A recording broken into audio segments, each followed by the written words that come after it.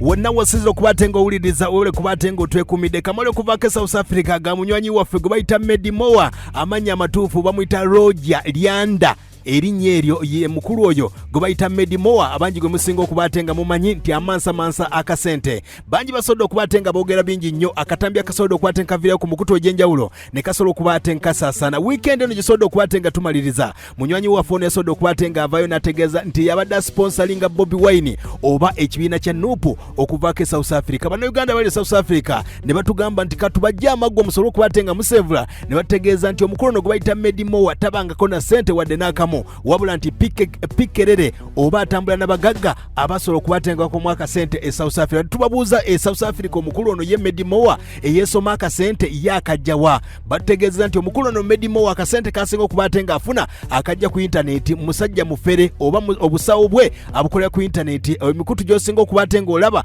how to join Illuminati ku Facebook oyinza okubatenga obiraba how to join Illuminati byonna omukulu eno emikutu gyasobola okubatenga akozesa bangi nnyo basobola okubatenga abagala okubatenga bayingira Illuminati bagala okubatenga obeeranga Jay-Z ba 50 Cent baani ba Barack Obama ba president ab'enjawulo omukulu ono yengeri gyasobola okubatenga bamu abantu abangi ennyo e South Africa era nga akolera ku mukutu gwe ogwa kompyuta egy'enjawulo omukulu ono era nga alina ne woofiisi ez'enjawulo bage bayita amasabo omukulu ono gwe bayita Medi gwosobodde okubatenga owulira eyasobodde okubatenga yesiba ku Bwiino n'ategeeza nti ekikwekweto kyonna ekyokubatenga atwala Bwiino entebe mu ntebe yasobodde okubatenga abateekamu akasente kati nno embeera yasobodde okubatenga ejjira mwezi ogw'omunaana omukulu ono Medi yali ajaguza birthday ye ng'alina emyaka gyakuza wabula omukulu Bwiino tasobola okubatenga mpostinga ne yeebuuza Medi lwaki Bwiino tampostinga ku peegi ye awo nno ye omukulu gwe bayita Edi Mutwe yamupostinga yasobola okubatenga anyiiga nnyo omukulu ono gwe nkutegeezaako gwe bayita Medi yeebuuza waliwo omukulu gwe bayita Ali Mawale Bwiino yamupostinga ku birthday ye ne yeebuuza lwaki Bwiino tampostinga kati nno omukulu gwe bayita Medi yavudde mu kibiina kya nuupu n'ategeeza ntagenda kuddamu bawa ssente ezigenda okubatenga zibatambuza mu kampeyini n'agamba nti gwendaba ayinamu essuubi akadde kano President Museveni yalina okuba ate nga atufuga bingi nnyo ebisobodde okubatenga bitambula abannayuganda okuvaako South Africa batutegeeza nti omukulu ntabangakola ssente wadde n'akamu n'emmotoka gyavuga BMW SX6 eri ya modo 2000 abaana bavuga za 2019 ono Medi Tayina kasente wadde n'akamu abeera mu katundu ke bayita Durban era ne mu Johannesburg gyasinga okubatenga abeera era mu Sandton ne bamulabirayo bamukuba bukubi omukulu ono wabula nga ye Mufere bwabategeezezza omukulu ono saagala oba weerabira omukulu ono Medi abajjukira obulungi Bwiino yagenda e South Africa mu mwaka 2019 ng'alina ekivu kye bayita kyalenga extra be bamu ku basobola okubatenga batambuza Bwiino omukulu ono gwe bayita Medi abadde promota w'abayimbi ab'enjawulo era ng'atwala abayimbi okuva e Uganda paka South Africa n'asobola okubatenga afuna akasente kati yazimbye omutima olw'okuba nti Bwiino yagaana okubatenga mpostinga ku Facebook wabula n'apostinga omukulu gwe bayita Ali Mawale akulira abanuupu e South Africa bingi nnyo omukulu ono gwe bayita Medi wuuno ng'agamba abanuupu tebalina mulamwa tebalina kye bagamba Uganda munywanyi waffe ono Medi wuuno bw'agamba sikyali muwagizi wa NUP ndi muwagizi wa NRM nyambala yero abantu bedda bankubira amasimu abamu banvuma abamu boogera kino boogera kiri naye omuntu oba osazira okuwagira ekibiina kyowagira teguba musango mu constitution ye Uganda you have got a right to support any political party that you want ate ekyokugamba nti okyusiza okuva mu political party mu okugenda mu ndala si musango so abantu bonna badde banvuma abagamba kino kiri it's up to you before nga tonnaba kunjogerera kunvuma ask yourself what were you helping me with obadde onyamba ki olyokotandika okunvuma okunkyawa tubeereddewo nnyo ekibiina tuyiyewo nnyo omubiri financially kino kyenjogerako singa nsobola okujjayo Bwiino abantu abakimanyiko tebanaba nakunvumako abakimanyi aba NUP abanene abakimanyi naye buno bukakikya buno obwana bw'oku street bwe buli mu kuddaawo ne bunvuma ne boogera kino ne boogera kirinze vudde mu NUP okudda mu NRM nga ndaba nti President Museveni ye muntu asobola okufuga wabula omukulu gwe bayita penge n'asobodde okubatenga amutegeeza nti mukulu Medi ebyo byonna oyinza okubatenga obyogera wabula genda mu jimu yo gyojja okuba ate ng'osobola okumaliriza ebintu ebya Uganda biveeko omukulu ono penge agambye bw'ati nti waliwo omuvubuka omugagga ali South Africa mbu simanyi yavudde mu nuupu mbu simanyi abadde mukwano gwa Bwiino nfanyuma kasooka embabulika ekyo kimu kyemutamanyi ku Bwiino we people let me like nyini ali mu kweyogeza Bwiino emikwano gy'alina gyali gya music Kyagulanyi Tayina mukwano nti gulyawo gwankalakkalira ssaawa zino nti gwe gugenda Kyagulanyi agenda kubamba alina kyabadde. Abantu bagenda tebanete mbawa nnyo obudde bannanga abantu bagende. Nze kisinga okunyiza ku Bannayuganda mwenna abyagala buyasi. Ojagala omagala just tubalabe bulabi. Nze kisinga okunyiza ku ndaba Munnayuganda nga yeekaliisa ayise press conference mwenna Munnayuganda mbona alina ekintu kyawaayo mbuze mbavuddemu. Nyenze wano nze simuyina ku Munnayuganda obuzibu nekyembuuza lwaki mba muva mulakulira NUP mugirekulire mu kamera bw'ogirekulira mu mutima oba togirekulidde naye munonooza munonya abana bavubuka bwe matini ndijjo bali abo bavubuka bali abo bakola ku bukedde bamaze ebbanga ddene amaze emyaka egibeera n'emyaka 5 akola mu programu ya Lugamba noonya sente zigulanda we kati abavugavuga omwoyo jasita akasente n'akuyisizaamu akalango nti nze nkuli ebisobola kuzimbulukuka nnyo nkugambe ekyo kimu Bwiino teyeetaaga muntu yenna essaawa ze Bwiino yeetaaga abantu so oba oli eyo ng'ogamba mbogenda kunyenya weebuuze kiki otadde ku NUP ate nekyeraba ne gamba mbu simanyi mbu twagala bidde agamba badde basponsa Bwiino talina basponsa. Medi akyabatwalaganya abannuupu abategeezezza mbwe mmwe temusobola kubaate nga mufuga Uganda olw'embeera ulira. Kati who is dictating? Olaba dictating nga temunayingira buyinza. Kati lwe banakwata obuyinza ensi n'abeera ku bunkenke bwenkanaki. Omanyi olwo ebintu by'otunuulira n'ogamba omuntu asaanidde okubeera president w'eggwanga. Guys, you must not play with the word president. To be a president of a country, it's not something small. Mukitegeera. So buli omu alina choice ye. Abawagira NUP, I wish you good luck, but I'm for President Museveni. Tata tufuge Museveni tufuge. Bw'oba otadde entebe muhozi kwata entebe ffe twagala mirembe mu nsi yaffe. Ugandans we still need the military government. Ne Kabaka Penge naye asobodde okubaate nga amuddiza omuliro omukulu ono gwe bayita Medi.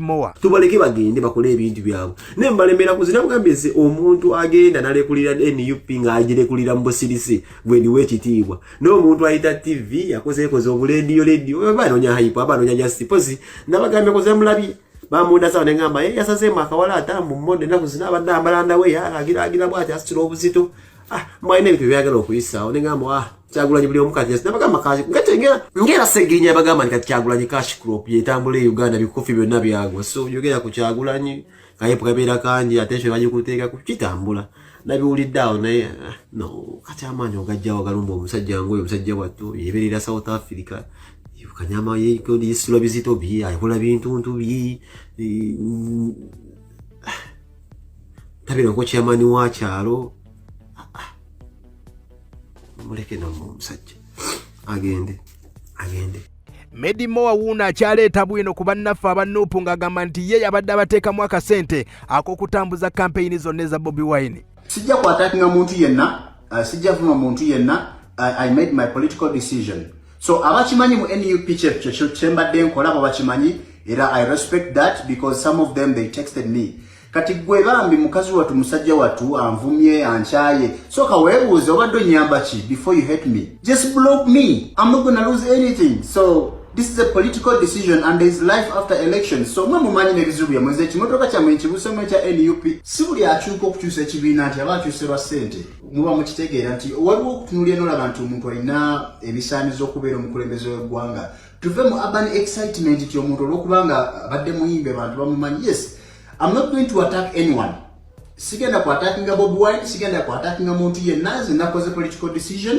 Abavuma muli bademba okunvuma naye nga I'm not going to attack Bobi Wine because he has been my friend, but we have some disagreement somewhere, somehow. So, we manga nachestakkirizaganya nakyo mu kibiina ng'ate mumutwalanga Katonda wammwe mumutwalenga Katonda wammwe abeere president wammwe wa Facebook. Kabaka Penge ategeeza nti Bobi Wine tayina sponsor wadde n'omu amuteeramu kasente wabula bannayuganda bonna nziramu Bwiino talina basponsor sigande basponsor singira abagamba neebaza basponsor bange nti gwe noono Bwiino tabadde na sponsor Bwiino talina sponsor tebagenda muli babalimba wale bagonde babako omuntu akugamba nti Bobi Wine alina omuntu amusponsoring Bwiino talina sponsor people power bagano kikategeza nti no y'amaanyi people power CG mu baganda bange anko Medi nange nakulabye nkula musiza muganda ngoli bulungi ate kirina buzibu bena nabulidde bewayogedde ne kirina buzibu kifeeko tirina akuvuma kifeeko ekyo muganda agenda bugenzi eri bajja kukwaliriza tuli busy tugenda mu maaso ne programu zaffe ne bukulembeze waffe Kyagulanyi agenda maaso Uganda si jimu nti otambulamu wano ne wali ku nsonda ebewedde Uganda nene nnyo ate ffe twetaaga obululu obusinga obwammwe mwe mugenda mutuletera abantu nga bataano so kirina buzibu genda mwagire bemuwagira nabalesaana abanaganda bange aba NUP nti omuntu gw'olumba gw'ovuma sooka weebuze muyimbi Tayina gwagenda okuinfluencinga oba Mundakatema nti amanyikiddwa nti soka webuza omuntu gw'olumba ani gwaje influencinga abantu bameka sitemona bero nanyonyo manyi buli muntu baleso influencinga abantu bameka kikyagata ku nupu nkugambe ne mayinja ayimbye eggwanga mayinja yagenda twamwerabira kagachagulanyi wa amaanyi mayinja jwa kwasajja abayimbi ababadde webbanga bayimba ennyimbe zitulyowa Africa bamutonze where is mayinja somba muyomba mweka abantu some people have to forsake them. Medi Mowa wuna kyaleeta obujulizi nga yagamba nti Bobi Wine tayinza mufuga wadde n'akamu. But he's not going to be my president of Uganda. Uganda is such a big country with so many problems to solve, of which we need a president like President Museveni to solve each and everything. Yes, abadewe banga deni. But what do you lose to support NRM? Kati bagenda ne bagamba nti Museveni dictator. Kati ku bawagizi ba NUP oba president wa NUP ne president Museveni ani dictator. Ng'omuntu okuva buvi mu kibiina kyabwe kikuvumisa ne kikuyisa omubi ne kikufuula omukyama. Ategeezezza nti bamwaniriza bulungi ng'omwana ewewaka mu kibiina kya NRM era posta nyingi mulaba ku Facebook nga bagamba nti Office of the Secretariat eya NRM oba Justin Lumumba bamwaniriza wabula agali mu nkuba bategeeza nti omukulu gwe bayita Shibaga Kato yasobodde okuba ate nga abipulintinga bino abiteeka ku Facebook oba oyinza okugamba nti ayina kyayinza okuba ate nga atiisa abannupu wabula supporting a peace njagala nnyo emirembe mu nsi yange mwagala ekyali Libya kituuke ewaffe ekyali ewa Gaddafi kituuke ewaffe ebyali Sudan bituuke ewaffe. Yes, omuntu omu abantu bajja kufa nga 10 omuntu omwe ayingire mu buyinza kati bw'ofunira muwa nze mbasaba ekintu kimu bavubuka bannaye tugende tunoonye ssente tulabirire famire zaffe. There is life after elections. There is life after elections next year January. So why would you lose everything because of politics? So buli omu waddenga okuwagira kyayagala naye abana ba NUP baba balabira ddala nti oliye katonda waabwe. So I don't think they will stand a chance to lead or to rule in Uganda because bajita hooliganism. Abana so many hooligans in the NUP. I'm so sorry. Yembeera bwetambula omukulu Medi Mowa oyinza omwebuuza lwaki bino byonna byogera. Nkutegeezezza Medi Mowa bino byogera byonna Bobi Wine yagaana okumupostinga ku Facebook akadde kano kagende mu NRM. I'm supporting a peace. Njagala nnyo emirembe mu nsi yange. Mwagala ekyali Libya kituuke ewaffe ekyali ewa Gaddafi kituuke ewaffe ebyali Sudan bituuke ewaffe. Yes, omuntu omu abantu bajja kufa nga 10 omuntu omwe ayingire mu buyinza kati bw'ofunira muwa nze mbasaba ekintu kimu bavubuka bannaye tugende tunoonye ssente tulabirire famire zaffe. There is life after elections. There is life after elections next year January. So why would you lose everything because of politics? So buli omu waddenga okuwagira kyayagala naye abana ba NUP baba balabira ddala nti oliye katonda waabwe. So I don't think they will stand a chance to lead or to rule in Uganda because bajita hooliganism. Abana so many hooligans in the NUP. I'm so sorry. Yembeera bwesobodde okuba ate ng'etambula amala gesobodde okuba ate nga tufuna tutegeddeko nti omukulu ono Medi Mowa ayinza okuba ayina akasente kesobodde okuba ate ng'akuba ayagala okuba ate ng'akomawo Uganda ng'ategedde ayinza okuba ate ng'ayitako emutukula emmotoka zagenda okuleeta nti za bbeeyi bayinza okuba ate nga bamuggyako omusolo omungi ennyo abadde ayagala okuba ate nga amiisinga oba ayagala okuba ate nga yeewala emisolo egyo gye bayinza okuba ate bamuggyako sayidi z'emutukula ng'ayingira booda eyingira Uganda eva Tanzania eyingira Uganda. Omukulu Medi Mowa ayagala kuba ate nga ajebalama emisolo egyo kigambibwa mbu ayina akasente ayinza okuba ayina omuteeja gwesobodde okuba ate nga akuba South Africa ng'ayagala kuba ate nga alyako akasente mu Christmas eno. Ye mukulu oyo gwe bayita Medi Mowa gwe nkutegeezezzaako okuva South Africa ategeezezza nti yabadde asponsoringa Bobi Wine akasente wabula abali South Africa bategeeza Medi Mowa tabanko wadde na sente na 10 wadde n'akamu abadde musawo muganda South Africa tayinza kusponsoringa Bobi Wine wadde n'akantu nakana akatami njagala okuba ate nga nkaba wako mujjukira omukulu Medi Mowa Bobi Wine wali ajja South Africa byali bwe biti yali yeeyogeza bw'ati soko owulire abannayuganda embeera gye beeyisaamu South Africa. Medi Mowa wano yali n'emikwano gye nga baaniriza Bobi Wine. Laba mubeereko mulabe engeri gye tumwaniriza wano comments zonna nziraba wano mwenna mbalaba abandaba Alani nkulaba ssebo weegasseeko Faruku nkulabe ssebo kyakabi nnyo Faruku abantu bakubireko bawubireko. Oyo gwe mulaba alina enkofiira ya red promota namba emu wane South Africa teri amusinga Alima Promotions kyakabi nnyo buli andaba ng'oliwo Pretoria Joburg Gauteng Pretoria olw'omukaaga soko bakakase Cape Town lwa kutaano sho zonna tuzaaga Pretoria lwa mukaaga shekala yakabi then kurokuna tugende Durban abantu bonna just babereredde bambale banyume lero tino okunyuma Chakata abula comment zo zikabaya embalaba mwenna abanda bambalaba nanti Julio the best Meroda Daddy series agambye nanti Julio the best homeboy obani wano babanyo omulala oyo totosigo basinga okutegeera mulina okukimanya jeno yewe wadde Loreni owakabi yayingiddewo ddaze kimo omubanda